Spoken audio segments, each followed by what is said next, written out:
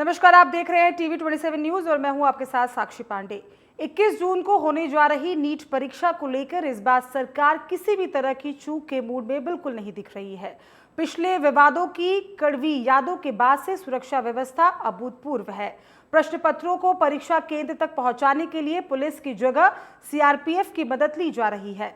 सवाल भी है और उम्मीद भी है, क्या इस बार व्यवस्था इतनी मजबूत होगी कि मेहनत जीते और विवाद हार जाए? देखिए इस पर हमारी ये खास रिपोर्ट। नीट री एग्जाम को लेकर इस बार सरकार किसी भी तरह की चूक के मूड में नहीं दिख रही। पिछले विवादों की कड़वी यादों के बाद से सुरक्षा व्यवस्था अभूतपूर्व है। प्रश्न पत्रों को परीक्षा केंद्र तक पहुंचाने के लिए पुलिस की जगह सीआरपीएफ की मदद ली जा रही है। 2 परीक्षा केंद्रों पर इस बार 13,724 छात्र परीक्षा देंगे, जबकि 400 पुलिसकर्मियों और 38 साइबर कमांडों को भी सुरक्षा एवं निगरानी की जिम्मेदारी सौंपी गई है। प्रशासन ने परीक्षा को निष्पक्ष और पारदर्शी ढंग से संपन्न कराने का दावा किया है। नीट के लिए बड़ी चाक चौबंद व्यवस्था की गई है और 32 के करीब सेंटर है इसमें और 450-500 के करीब पुलिस अधिकारी कर्मचारी हमारे लगे हैं और व्हाट्सएप और सोशल मीडिया पे और साइबर के माध्यम से भी किसी प्रकार का कोई लीकेज की जैसी घटना नहीं हो, इस संबंध में भी पुलिस अलर्ट है। भोपाल में परीक्षा के लिए 32 केंद्र बनाए गए। 13,724 अभ्यर्थी परीक्षा देंगे। दोपहर 2 बजे से शाम 5:15 तक आयोजित होंगी परीक्षा। परीक्षार्थियों की सुबह 11 बजे से शुरू हो जाएगी एंट्री। दोपहर 1 बजे के बाद से किसी भी अभ्यर्थियों को परीक्षा केंद्र में प्रवेश नहीं। सभी केंद्रों पर सीसीटीवी कैमरे, बायोमेट्रिक उपस्थिति प्रणाली और मोबाइल नेटवर्क जैमर लगाए गए। मेरिट 960 छात्र, केंद्रीय स्कूल नंबर 1 और आईआईटी 720 छात्र, सुभाष एक्सीलेंस स्कूल कमला नेहरू, सांदीपनी गर्ल्स स्कूल 600 छात्र, higher secondary school Anand Nagar 576 छात्र, Sarojini Naidu girls PG college 528 छात्र, हमीदिया आर्ट्स एवं कॉमर्स कॉलेज 504 छात्र। नीट की परीक्षा को लेकर जहां पर छात्र काफी ज्यादा घबराए हुए नजर आ रहे हैं, हालांकि सरकार के द्वारा ये प्रयास किया जा रहा है कि तमाम व्यवस्थाएं उन्हें दी जाए जिससे कि वो अश्योर हो सके, एक तरह से एक बार फिर से मोटिवेट होकर अपना एग्जाम बेहतर तरीके से दे सके। लेकिन कुछ छात्र मेरे साथ मैं जानती हूँ कि क्या वो इन तमाम चीज़ों से कहीं ना कहीं मानते हैं कि काफ़ी है या नहीं। सरकार काफ़ी व्यवस्थाएँ कर रही है, कह रही है कि चाहे घड़ी लगाने की बात हो या फिर सुरक्षा की दृष्टि से अब एसडीआरएफ की टीमें लगाई जाएंगी जो कि पेपर जो है एग्जाम सेंटर तक पहुंचाएंगे। तमाम व्यवस्थाओं को सुनिश्चित करने की बात करी सरकार, इतना काफ़ी है? देखिए, अभी जो थोड़ी देर पहले ही मैंने एक न्यूज़ देखी थी कि एक बच्चे को सेंटर दे दिया अबू धाबी में, यूएई में आपने सेंटर दे दिया, उस बच्चे के पास पासपोर्ट भी नहीं है। और जबकि सरकार को ये पता है कि पहले एग्ज़ाम हमने लीक करवा चुके हैं, हम विफल रहे हैं एग्ज़ाम करवाने में। री एग्ज़ाम जब आप करवा रहे हो ऐसी परिस्थिति में कई बच्चे ऐसे हैं जो एग्ज़ाम देना ही नहीं चाहते अब, और कई बच्चों का मनोबल टूटा है। अब ये जो बच्चा है, इसके पिताजी का भी मैंने इंटरव्यू देखा तो ये उसमें खुद बोल रहे हैं कि अब वो बच्चा चाहता ही नहीं है कि मैं एग्ज़ाम दूँ, क्योंकि वो हार गया है। उसको दुख है कि मैं कैसे एग्ज़ाम दे सकता हूँ अब यार, मैं ना तो अबू धाबी जा सकता, और री एग्ज़ाम में अगर वो अब जो भी प्रोसेस होगी कि एडमिट कार्ड नया आएगा, सब कुछ होगा, इतने जल्दी एक तो शहर से दूर आप उसको सेंटर दोगे, फिर वो वहाँ तक कैसे जाएगा? उतना सर्वाइव करवाना उसके लिए तो मुश्किल ही होगा, क्योंकि जबकि कल ही एग्ज़ाम है, कल ही 21 तारीख है। और ऐसे में सरकार ये सारी चीज़ें जो भ्रम फैला रही है, चीज़ों को लेकर आ रही है कि हम एजेंसियां लगाएंगे तो पुलिस लेके जाएगी और जीआरएफ की टीम होगी और XYZ जो भी ये लोग कर रहे हैं, तो वो बच्चा है, वो कोई कैदी नहीं है जेल का। उसको आप कैद में रख के नहीं ले जा सकते हो, उसको फ्री छोड़ो, उसको फ्रीडम दो, उसको आज़ादी के साथ उसको काम करने दो ना। अपनी पढ़ाई ही कर रहा है, वो कोई बहुत बड़ा पाप करने या जुर्म करने तो जा नहीं रहा है।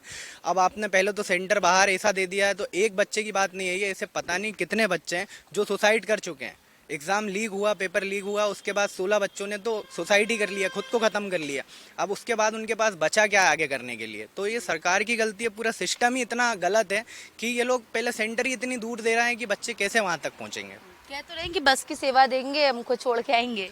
देखिए, बस की सेवा देना और छोड़ के आना ये सब अलग विषय है। आपको भी पता है कि अगर मेरा घर भोपाल में है और एग्ज़ाम देने के लिए मुझे जाना पड़ रहा है नर्मदापुरम, तो आपको ही पता है कि मुझे सुबह 6 बजे या तो उठ के जाना पड़ेगा। पर वहाँ ये कंडीशन भी नहीं है कि इतना पास मिले, भोपाल से इंदौर दे देते हैं। अब मुझे एक दिन पहले जाना होगा, और जब मेरे पास एडमिट कार्ड ही नहीं है, क्योंकि मेरा तो सेंटर ही अबू धाबी आ गया, अब एडमिट कार्ड ही नहीं है मेरे पास, तो मैं वहाँ जा कैसे पाऊँगा?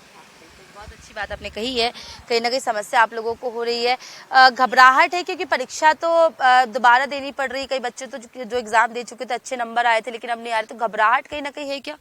जी बिल्कुल है। बच्चों का जो मनोबल टूटा है बार बार, एक बार नहीं कई बार ऐसे पेपर लीक हुए हैं, उससे बच्चों का मनोबल भी टूटता है और उनके घर वालों की उम्मीदें भी टूटते हैं। कई परिवार ऐसे हैं जो दिन रात मेहनत करके अपने बच्चों को पढ़ाने का काम करते हैं और आखिरी टाइम पे पता चलता है कि पेपर तो लीक हो गया। इससे साफ जाहिर होता है कि इस देश की सरकार, NTA, ये कहीं ना कहीं बच्चों के भविष्य को खराब करने में लगे और सिर्फ पैसा कमाने में लगे। जिस तरीके से हमारे देश के नेता प्रतिपक्ष राहुल गांधी जी ने कोटा में ये बात को उठाया कि स्टूडेंट्स को सिर्फ केवल और केवल पैसा कमाने के तौर पे इस्तेमाल किया जा रहा है, तो वो साफ तौर पे दिख रहा है। अब दोबारा जब नीट का एग्जाम का री एग्जाम लिया जाता है तो उसमें इतनी बड़ी बड़ी गलतियां पाई जाती हैं। किसी बच्चे को उठाकर विदेश के बाहर सेंटर दिया जाता है तो किसी को एकदम अलग ही कोने में दिया जाए, जिससे साफ जाहिर होता है कि इस देश की शिक्षा व्यवस्था एकदम भ्रष्ट हो चुकी है। उन्हें सिर्फ और सिर्फ बच्चों के पैसे से मतलब है, बच्चों के भविष्य से मतलब नहीं है।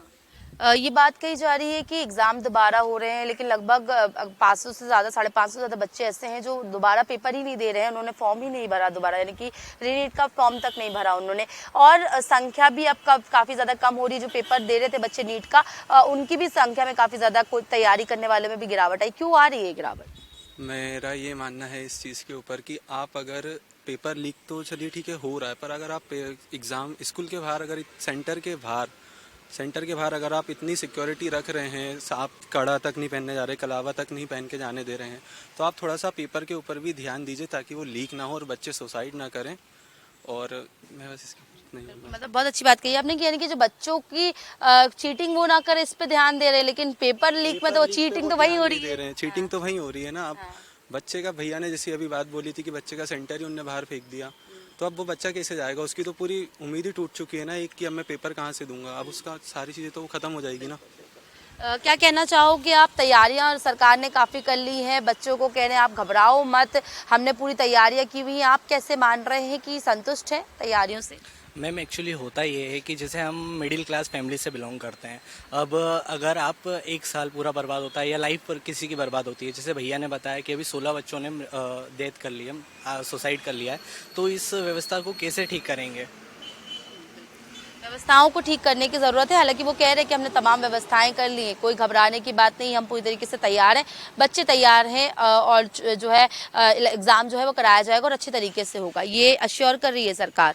मैम बोलना और करना दोनों अलग अलग चीज़ें होती हैं। अब देखते हैं कि क्या आगे होता क्या है, बाकी चीज़ों को थोड़ा सा व्यवस्थित करें, सिस्टम को सही कीजिए, यही मेरा बस बोलना रहेगा। वही नीट री एग्जाम से पहले एक बार फिर से पेपर लीक पर सियासी जंग अपने चरम पर पहुंच चुकी है। दरअसल आपको बता दें कि राजनीति में जब युवा नाराज होते हैं तो सत्ता के समीकरण भी बदलने लगते हैं। यही वजह है कि कांग्रेस अब नीट विवाद को फिर से हवा देने में जुट गई है। हाल ही में राजस्थान के कोटा में राहुल गांधी ने छात्रों की गूंज कार्यक्रम के जरिए युवाओं से सीधे संवाद किया है। तो अब नीट री एग्जाम से पहले मध्य प्रदेश के पूर्व मंत्री PC शर्मा ने बड़ा आरोप लगाया है। उन्होंने कहा कि बीजेपी नेता खुद पेपर लीक करते हैं, पैसा कमाते हैं और इन पैसों से खरीद फरोख्त करते हैं। इसी पैसे से शिवसेना के 6 नेता को खरीद लिया गया है। तो छात्र परेशान है। NTA नीट की परीक्षा के पेपर्स का लीक होना और लगातार 60-70 बार भारतीय जनता पार्टी के राज में लीक हो चुका है। इसके पहले इनका व्यापम था, व्यापम NTA राष्ट्रीय व्यापम है।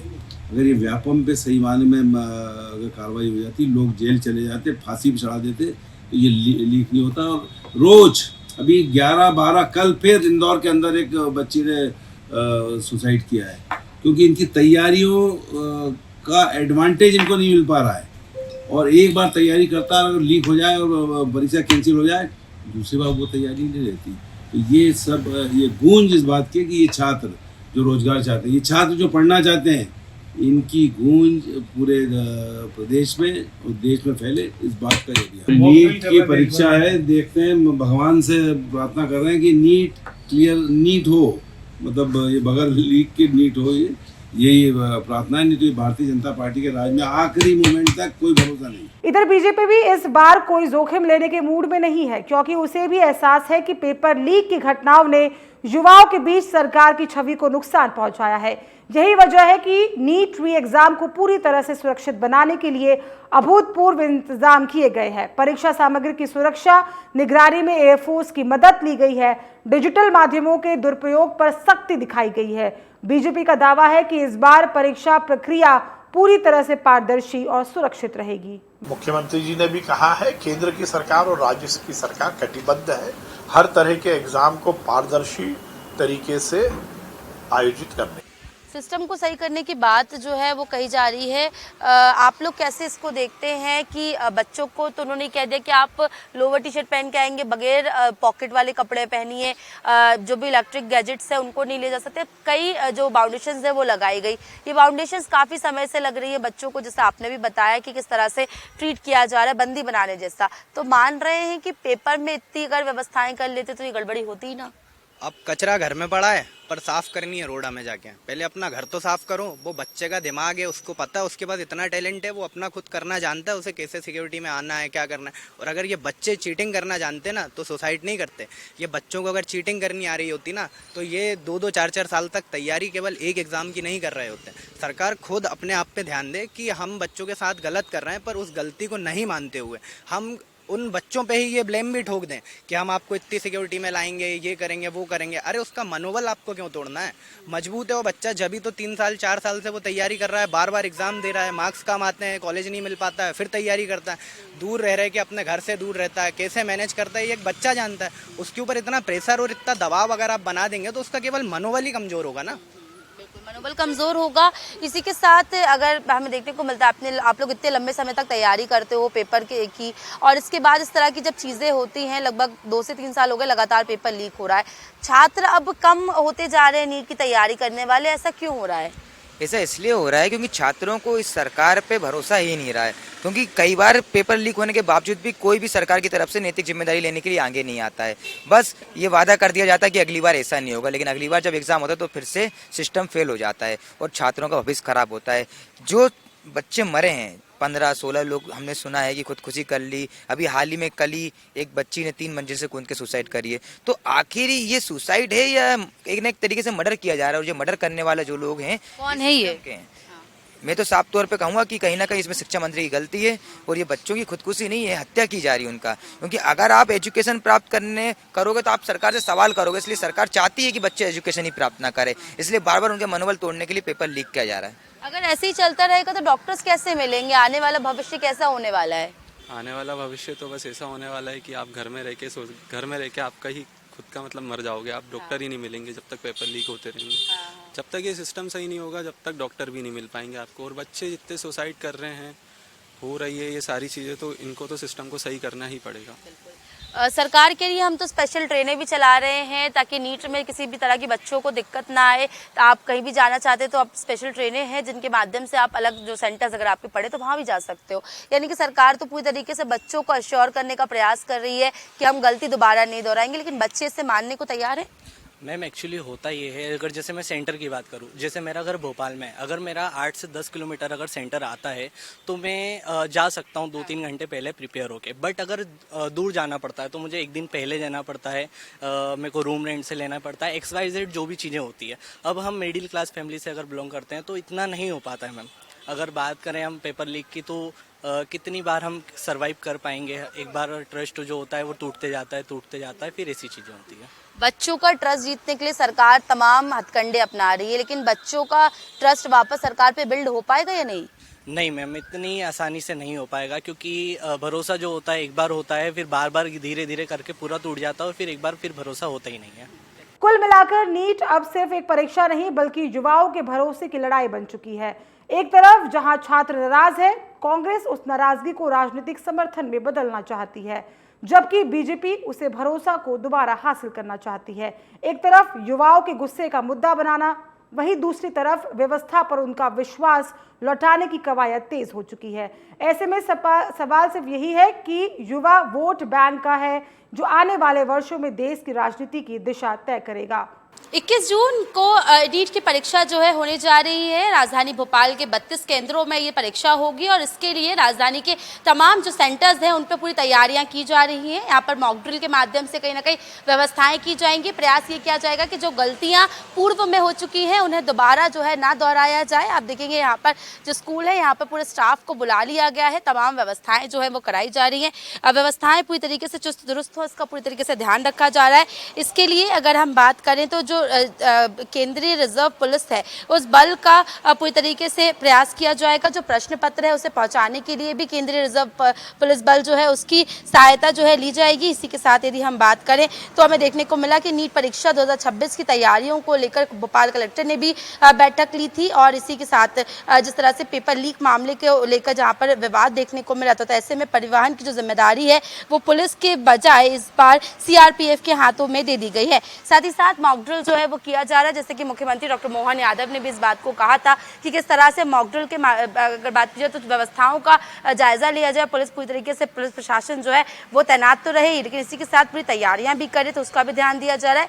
आपको बता दें कि 32 केंद्रों पर 13,724 जो छात्र हैं वो परीक्षा में शामिल होने वाले हैं। इसी के साथ एक बहुत महत्वपूर्ण बात है जिसे बिल्कुल गौर करना होगा कि जो भी दिव्यांगजन है उनको एक विशेष छूट दी जा रही है, यानी कि 65 मिनट का अतिरिक्त समय जो है वो उन लोगों को दिया जा रहा है ताकि वो अपनी नीट की जो तैयारी यानी कि जो पेपर है उससे वो आसानी से लिख सके, किसी भी तरह की घबराहट उनको ना हो। ये तमाम बातों का जो विशेष ध्यान है वो नीट की परीक्षाओं को लेकर दिया जा रहा है। अब देखने वाली बात होगी कि जहां पर बच्चे कहीं ना कहीं काफ़ी उदासीन थे उनको कहीं ना कहीं उनको मोटिवेट करने के लिए सरकार के द्वारा कई बड़े फैसले लिए तो गए हैं, लेकिन क्या ये फैसले पर्याप्त होंगे या नहीं।